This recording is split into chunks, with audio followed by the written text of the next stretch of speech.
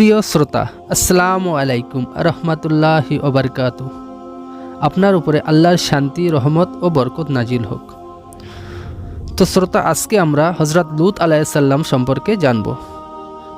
তো প্রথমে আমরা লূত আলাইহিসসালামের পরিচয় সম্পর্কে জেনে নিই। হজরত ইব্রাহিম আলাইহিসসালামের ভাতুপুত্র ছিলেন হজরত লূত আলাইহিসসালাম। তার পিতার নাম ছিল হারান। শৈশবকাল হতে তিনি চাচা হজরত ইব্রাহিম আলাইহিসসালামের তত্ত্বাবধানে লালিত পালিত হন। পুরুষদের মধ্যে হজরত লূত আলাইহিসসালামই সর্বজ্ঞ হজরত ইব্রাহিম আলাইহিসসালামের উপর বিশ্বাস স্থাপন করেন। হজরত ইব্রাহিম আলাইহিসসালামের শাম দেশে হিজরতকালে হজরত লূত আলাইহিসসালামও তার সাথে হিজরত করেন। হজরত ইব্রাহিম আলাইহিসসালাম শেষ জীবন শাম দেশেই কাটান এবং সেখানে সরাইখানা নির্মাণ করে পথিক, মুসাফির ও ভিনদেশীদের আপ্যায়ন করতেন। যেদিন কোনো মেহমান পেতেন না, সেদিন তিনি না খেয়ে রোজা রাখতেন। ঘটনাক্রমে একবার তিনি একধারে 7 দিন পর্যন্ত মেহমান দেখা পাননি। ফলে তিনিও না খেয়ে একাধারে রোজা রাখতে লাগলেন। তখন আল্লাহ পাক হজরত জিবরাইল আলাইহিসসালাম, ইসরাফিল আলাইহিসসালাম ও মিকাইল আলাইহিসসালাম সহ 12 জন ফেরেশতাকে মানব আকৃতিতে মেহমান বেশে তার নিকট পাঠান। উদ্দেশ্য তার রোজা ভাঙানো।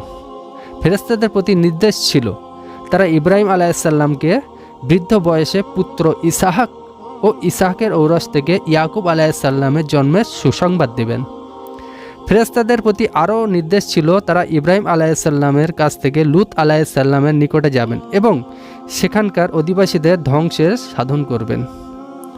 সুতরাং মেহমানরূপী ফেরেশতারা হজরত ইব্রাহিম আলাইহিসসালামের কাছ থেকে বিদায় হতে লূত আলাইহিসসালামের উদ্দেশ্যে যাত্রা করেন।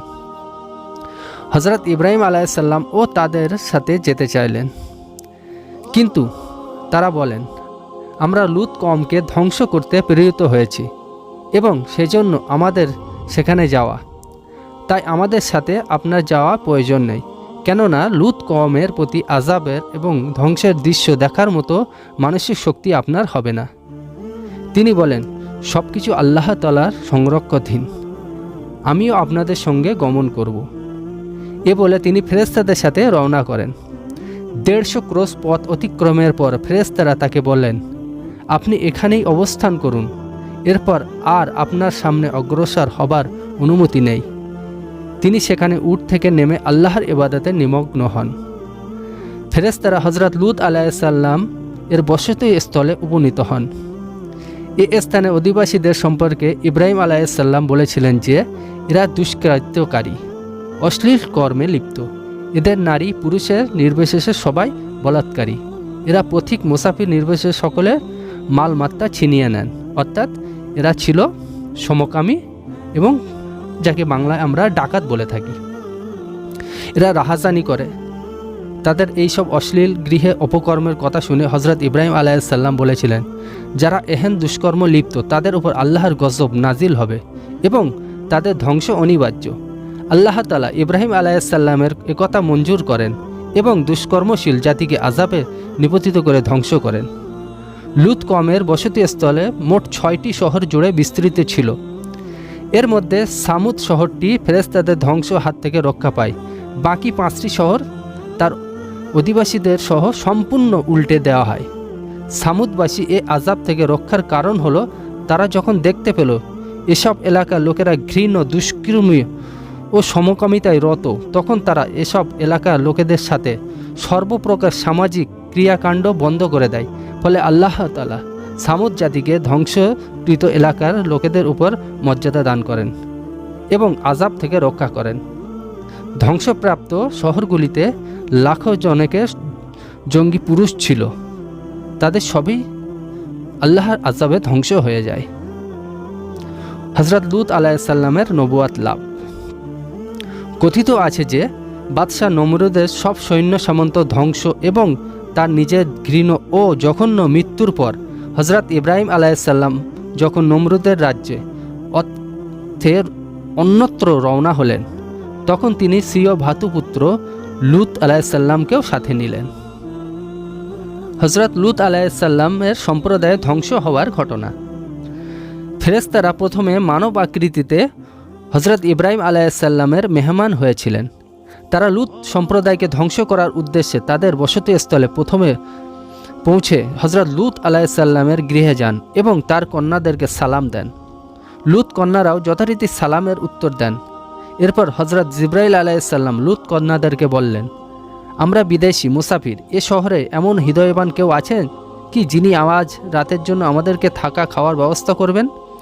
তারা জবাবে বললেন, এ কাজের জন্য আমার আব্বা ছাড়া আর কেউ নেই। আপনারা একটু দাঁড়ান, তিনি এখন ইবাদতে ব্যস্ত আছেন। ইবাদত থেকে উঠলে অবশ্যই তিনি মেহমানদারি করবেন। হজরত লুত আলাইসাল্লাম ইবাদত থেকে অবসর হয়ে দেখতে পেলেন তার গৃহের সামনে কম বয়সী 12 জন সুদর্শন যুবক অপেক্ষমান। মেহমানদের কারোরই দাড়ি ছিল না এবং সবাই সুগন্ধযুক্ত পোশাক পরিচ্ছদ পরিহিত। তিনি শঙ্কিত হলেন, আমার গৃহে অগত মেহমানরা সবাই কম বয়সী দাড়িবিহীন সুদর্শন। আল্লাহ না করুন দুষ্কৃতিকারী দুষ্কর্মশীল এ সম্প্রদায়ের লোকেরা যদি তাদের সাথে অশুভ আচরণ করে বসে। হজরত লুত আলাইসাল্লাম এর এহেন দুশ্চিন্তায় বর্ণনা আল্লাহ পাক কুরআন মজিদে ইরশাদ করেন, যার অর্থ হলো, এবং আমার প্রেরিত ফেরেশতারা লুতের নিকট পৌঁছল। তাদের আগমনে তিনি শঙ্কিত এবং মন ভারাক্রান্ত হলেন। বললেন, আজকের দিনটা বড়ই কঠিন। এবং লুতের কম হন্তদন্ত হয়ে দৌড়ে তাদের কাছে এলো। এরা পূর্বে থেকেই দুষ্কর্মশীল কম। সূরা হুদ আয়াত ৭৮। কম বয়স্ক বালক বেশি ফেরেশতারা লুত আলাইসাল্লামের ঘরে প্রবেশ করলেন। লুত আলাইসাল্লাম যেহেতু তার কমের দুষ্কর্ম সম্পর্কে জানতেন, তাই তিনি চিন্তিত ও শঙ্কিত হয়ে পড়েন। তিনি মনে মনে বলেন, অন্য উপায় হয়ে কমের সাথে লড়াই করতে হবে। তার স্ত্রী ছিল কাফের, তাই সে গিয়ে দুষ্কর্মশীল কমকে লুত আলাইসাল্লামের গৃহে আগত মেহমানদের সংবাদ জানিয়ে দেন। খবর পেয়ে লুত আলাইসাল্লামের নিকট এসে তারা বলল, তোমার গৃহে যে 12 জন সুদর্শন মেহমান আছে তাদেরকে আমাদের হাতে সমর্পণ করো। তাদের দাবিতে লুত আলাইসাল্লাম ভীত সন্ত্রস্ত হয়ে যা বলেছেন কুরআন মাজিদে তা ইরশাদ হয়েছে, যার অর্থ হলো, লুত আলাইসাল্লাম তার কমের দুষ্কৃতীদের বললেন, হে আমার কম, আমার এই মেয়েরা আজ তোমাদের জন্য। তারা পবিত্রও বটে। তোমরা আল্লাহকে ভয় করো। আমাকে আমার মেহমানদের কাছে অপমানিত ও লজ্জিত করো না। তোমাদের মাঝে কি একজনও ভালো মানুষ নেই? সূরা হুদ আয়াত ৭৮। লুত আলাইসাল্লাম মেহমানদেরকে দুষ্কৃতিকারী কমের কবল থেকে রক্ষার জন্য নিজের মেয়েদেরকে তাদের সাথে বিয়ে দেওয়ার প্রস্তাব করেন। এতেও তারা নিবৃত্ত হয়নি। এতটা সত্ত্বেও মেহমানদের খাতিরে তিনি স্বীয় কন্যাদেরকে কাফেরদের সাথে বিয়ে দিতে সম্মত হন। কিন্তু তারা লুত আলাইসাল্লামের একথা না মেনে দরজা ভেঙে ফেলল। তারা বলল, যা কোরআন পাকে ইরশাদ হয়েছে তার অর্থ হলো, তুমি তো জানো তোমার কন্যার প্রতি আমাদের কোনো দাবি নেই এবং আমরা কি চাই তা তুমি নিশ্চয়ই জানো। সূরা হুদ আয়াত ৬৯। দুষ্কৃতিকারীরা বলল, হে লুত, তুমি জানো আমরা তোমার নিকট তোমার কন্যাদের চাচ্ছি না। তুমি মেহমানদেরকে আমাদের হাতে সমর্পণ করো। তাদের এই উদ্ধত্যপূর্ণ দাবির মুখে লুত আলাইসাল্লাম বলেন, যদি তোমাদের উপর আমার কোনো শক্তি থাকতো অথবা কোনো সুরক্ষিত স্থানে আশ্রয় গ্রহণ করতে পারতাম। একথা বলে লুত আলাইসাল্লাম তার জাতির লোকেদেরকে বোঝাতে চাইছিলেন যে, আমার শক্তি থাকলে আমি তোমাদের সাথে যুদ্ধ করতাম, কিন্তু আমি ধৈর্য ধারণ করছি এবং আল্লাহ আশ্রয় প্রার্থনা করছি যে তিনি যেন তোমাদের দুষ্কর্ম থেকে আমাদের মেহমানদেরকে সুরক্ষা করেন। ফেরেশতাদেরকে প্রেরণকালে তাদের প্রতি আল্লাহর হুকুম ছিল, যে পর্যন্ত লুত তোমাদের কাছে তার কমের ব্যাপারে 3 বার অভিযোগ পেশ না করবে ততক্ষণ পর্যন্ত তাদের বিরুদ্ধে কোনো ব্যবস্থা গ্রহণ করবে না এবং তাকে তোমাদের পরিচয়ও দেবে না। কওমের দুষ্কৃতীরা লুত আলাইসাল্লামের গৃহে প্রবেশ করে, যেখানে তাকে আহত করে কষ্ট দেয়। তখন তিনি মেহমান বেশি ফেরেশতাদের কাছে এসে বলেন, আমি এসব অভিশপ্তদের দুষ্কর্ম থেকে নিজেদেরকে এবং আপনাদেরকে রক্ষা করার শক্তি আমার নেই। তাদেরকে প্রতিরোধ করার ক্ষমতাও আমার নেই। অশ্রুসিদ্ধ নয়নে ফেরেশতাদের নিকট তিনি এ অভিযোগই করেছিলেন। এ অবস্থায় অভিশপ্তদের দল ঘরে ঢুকে তার সাথে বেয়াদবিপূর্ণ আচরণ করে, এমনকি তারা তার গায়ে হাত উঠায়। অনন্য উপায় হয়ে তিনি মেহমানদের কাছে স্বীয় অক্ষমতার কথা প্রকাশ করেন। লুত আলাইসাল্লাম এভাবে 3 বার নিজের অক্ষমতার অভিযোগ করলে ফেরেশতারা বলেন, যার অর্থ হলো, ফেরেশতারা বললেন, হে লূত, আমরা আপনার রবের পক্ষ থেকে প্রেরিত, এরা কখনোই আপনার নিকট পৌঁছতে পারবে না। সুতরাং রাতের কোনো অংশে আপনি আপনার পরিবার পরিজনকে নিয়ে বেরিয়ে পড়ুন, আর আপনাদের কেউ যেন পেছনে ফিরে না তাকান। কিন্তু আপনার স্ত্রী এখানেই থাকিবে, তার উপরও সেই মুসিবত নাজিল হবে যা অন্যদের উপর হবে। নিশ্চয় তাদের আযাবের প্রতিশ্রুতি সময় হচ্ছে ভোর রাত। ভোর রাত কি নিকটে নয়? মেহমানরা যখন প্রকাশ করলেন, আমরা আল্লাহর পক্ষ থেকে প্রেরিত এবং আমরা এজন্য এসেছি যে অর্ধরাতের কিছু অবশিষ্ট থাকতে আপনি এ এলাকা ত্যাগ করবেন, কারণ এ কওমের উপর আল্লাহর আযাব নাজিল হবে। লূত আলাইহিসসালাম ফেরেশতাদের জিজ্ঞাসা করেছিলেন, এ কওমের প্রতি আযাব কি রাতের প্রথম অংশে অবতীর্ণ হবে না শেষ অংশে? আলোচনা চলতে থাকা অবস্থায় পাপিষ্ঠদের দল এসে হযরত লূত আলাইহিসসালামের ঘরের ভিটি খুঁড়তে শুরু করে। তাদের এ সময় উক্তি আল্লাহর কোরআন পাকে বিবৃত এভাবে এসেছে, যার অর্থ হলো, হে লূত, ভোর কি নিকটে নয়? অর্থাৎ ভোর থেকে প্রায় আসল, অথচ এখনও তুমি আমাদের দাবি পূরণ করলে না। এ বলে তারা ফেরেশতাদের প্রতি হাত বাড়াতে চাইলে জিবরাইল আলাইহিসসালাম ফুঁক মারেন। এতে তাদের নাক, মুখ, চোখ সব এক রকম হয়ে যায়।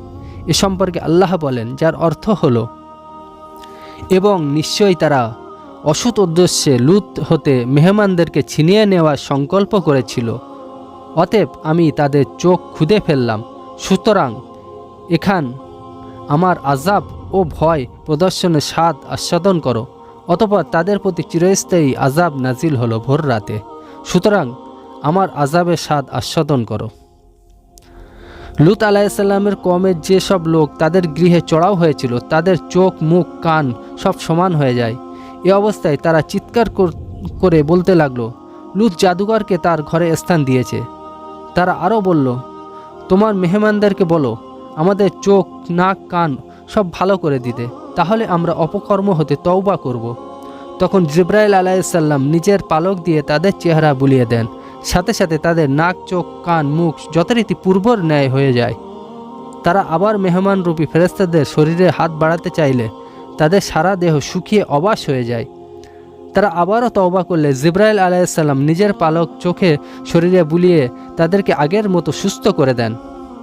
এবার তারা সুস্থ হয়ে লূত আলাইহিসসালাম হতে চলে গিয়ে শহরের সব রাস্তা বন্ধ করে দেয় এবং বলে, আগামীকাল আমরা লূতের মেহমানদের উপর প্রতিশোধ নেব।